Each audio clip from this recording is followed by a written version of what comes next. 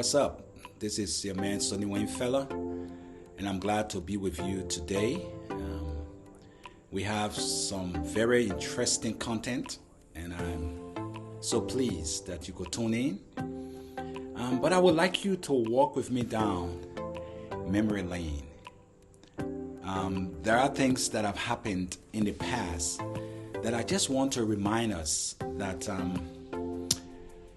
if we're not careful to make the right decisions or to say the right thing or to act appropriately, we might end up like what is happening today in Ukraine. As I sit before my television day in and day out and watch the terrible devastation that is going on in Ukraine, it only reminds me of what us Liberians went through when we had 14 years of civil war. I can remember when I was leaving Monrovia for Fendel campus, I had my 4-year-old son sitting on my shoulders, and we were stepping over dead bodies.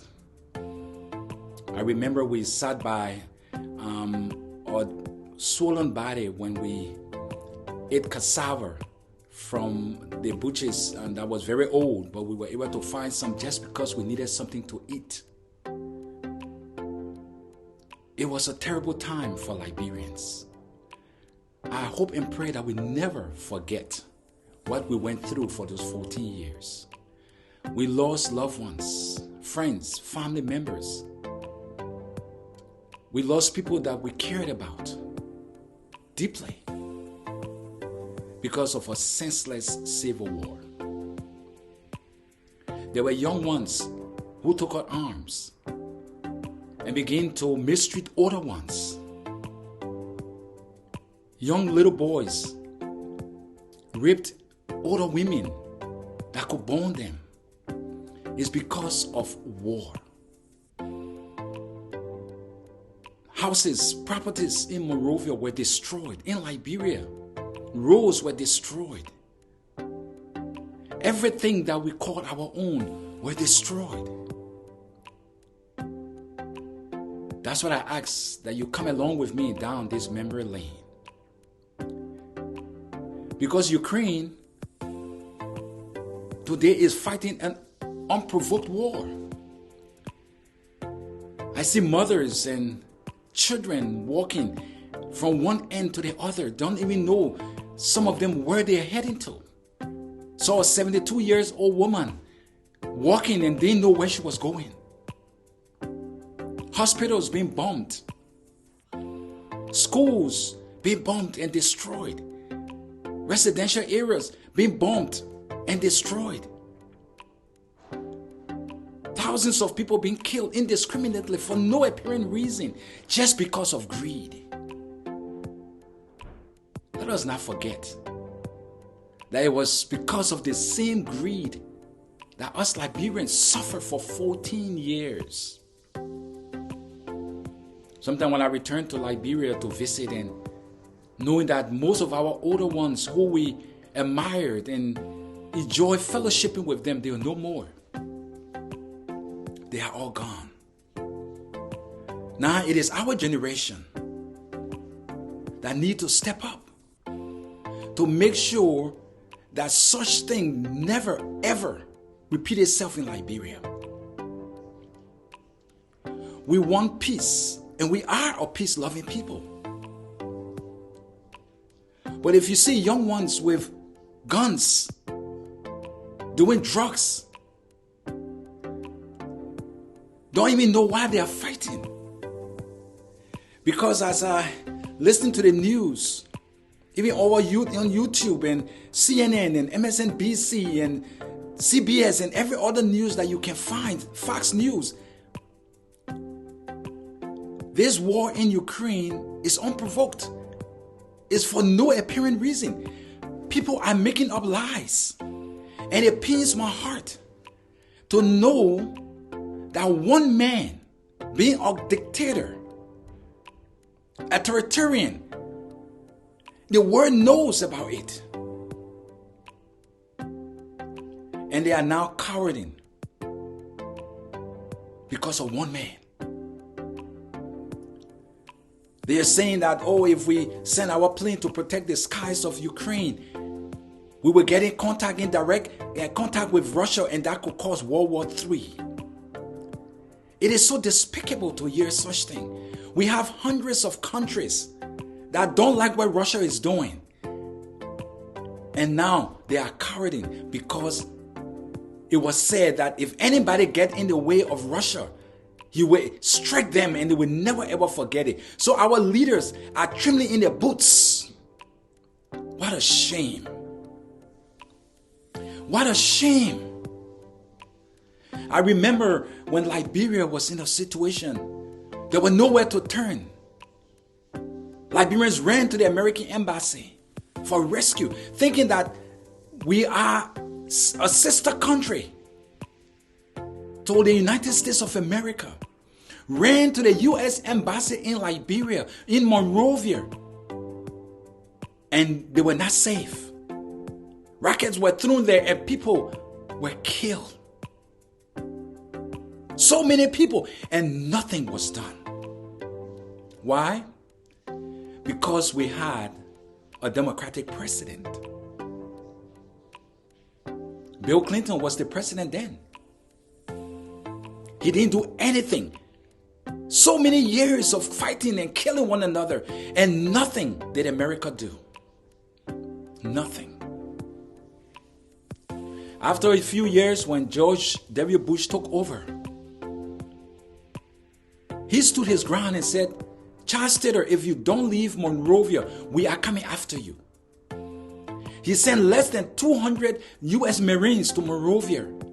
They took over the free port of Monrovia to allow much needed commodities, goods to come into the country to feed its people. And also, they took over the airport so that planes can be able to land to bring in medical equipment and medical materials and stuff for our people.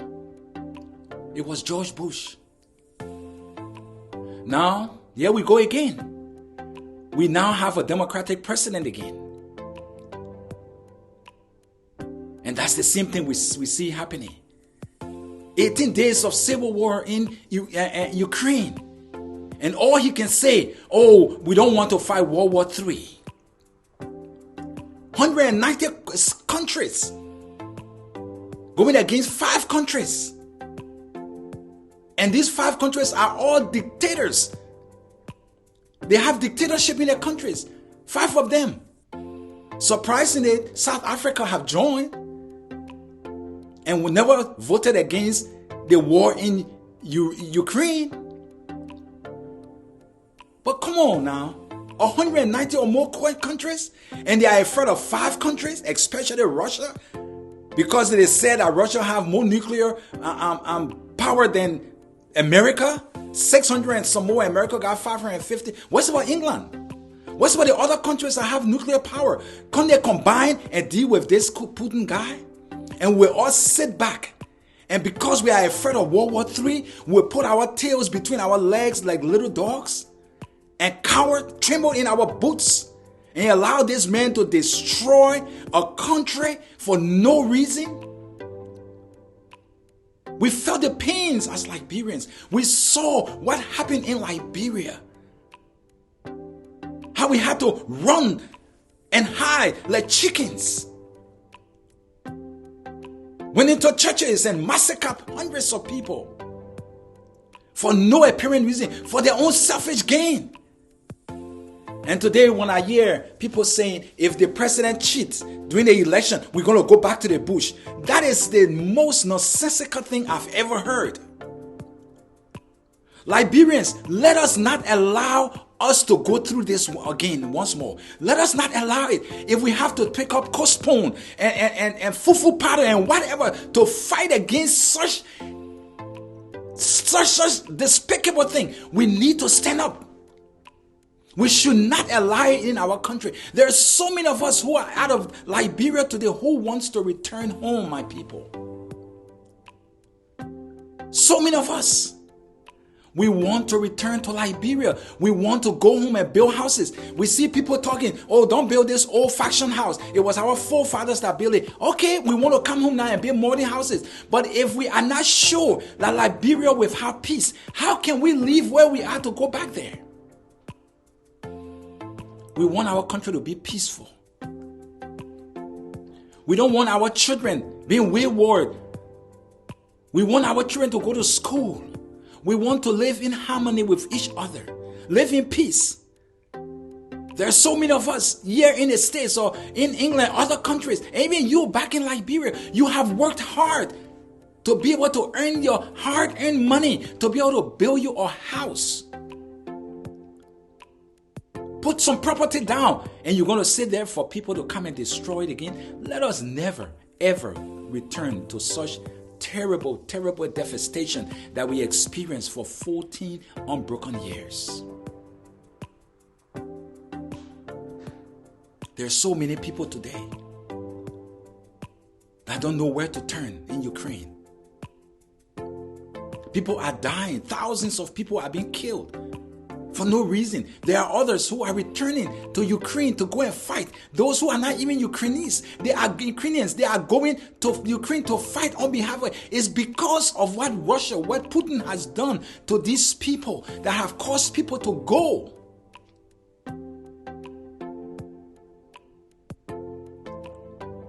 It is so hard to digest and see what is going on. Houses are being bombed for no reason. What have the people done to you, Putin? What have they done? What did Liberians do to those warlords and stuff that were murdering them in Liberia, killing Liberians? I remember I was walking from Monrovia to Fendel. And when we got to Mount Barclay, I was arrested.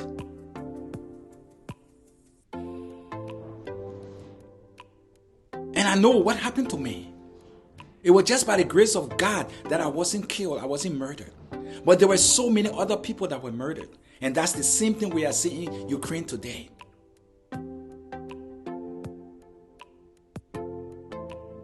It hurts me so much to see that each time a Democratic president leads America, these things happen and nothing comes out of it. Even once upon a time, Barack Obama, who we consider to be a black man, when Syria was using gas bomb to destroy and kill these people, he said if Syria ever do it, they will be crossing the red line. Syria went ahead and did it. And what came out of it? Nothing. Democratic president again. When Donald Trump came to power, he threw few rockets at the airport there just to pretend that he was strong. And nothing came out of it. Where is Syria today? Bashar is still the president after murdering so many people. Now Joe Biden is president for America. And all we can hear is send 200 million worth of ammunition to Ukraine. Please help us and protect our skies. They are destroying our people, killing our people. No, we're not going to do it because we don't want World War III. It's a shame. And because I see that the Democratic president don't seem to care about human lives, I have decided that I'm no more a Democrat. I'm leaving the Democratic Party to join no party but God's party. Because it hurts. It pains, it grieves my heart to see those who have the power to stop something, and they decide not to do it because they are afraid that something could escalate. 190 questions against 5, or 190 countries against one man, and they are afraid. Because they don't want World War III. They did it in Iraq. America took over the skies of Iraq. Russia was there. They didn't do anything. There was no World War III. America took over the skies of Afghanistan. Russia came in and it didn't do anything. So why now this time it will bring World War III? I don't seem to understand. If you are listening, leave me a comment. Explain to me what's going on. What's going on with the world today? Why are people so cowardly and the people are suffering? In America now excuse me, we are buying a gallon of gas for almost $5. We are bearing the consequences of the war in Ukraine. Why should we go through, or why should we have to go through such thing? Maybe if the 190 countries or more step in and bring this war to an immediate end, the consumers around the world for gas and whatever commodities right now, America has 7% inflation. Everything has gone up high. If you go to purchase stuff now, you'll be surprised how much money you spend. And salaries are not being increased. Wages have not been increased. Because since I started to make what I make, that's the same thing I'm making up to now. They have not increased my pay. And I bet all of you are witnesses of that. Why should we sit back and let the Ukrainians suffer? Why should we sit back and allow us to suffer?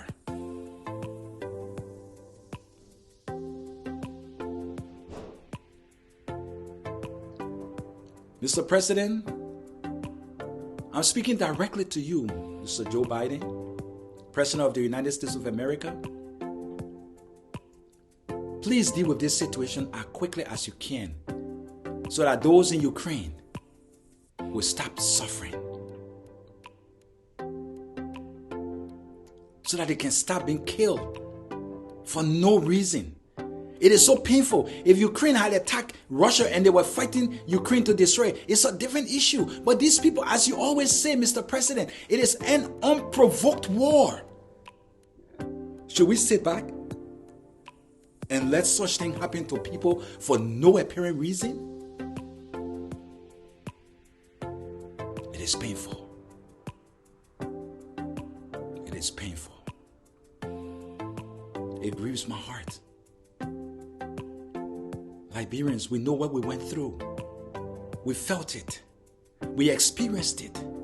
We saw it. Let us never return to what we came through. We do have relative peace today. Let's work together. Let's hold hands. Let's join hands together in unity and fight against those things that will divide us. We must love one another. We must care for one another. Yes, we can critique, but let it be positive. Let it be something that will bring change to our nation, to our people, to make them enjoy and live a decent and vibrant life. But no more war. No more war, Liberians. Let us not speak about it. I want to say thank you for walking down memory lane with me today. I'll see you soon. Ukraine, stand up high. Keep fighting for your cause. Don't give up. It is your land. They are your people. Fight. Fight on, Ukraine. And glory to Ukraine. I salute you.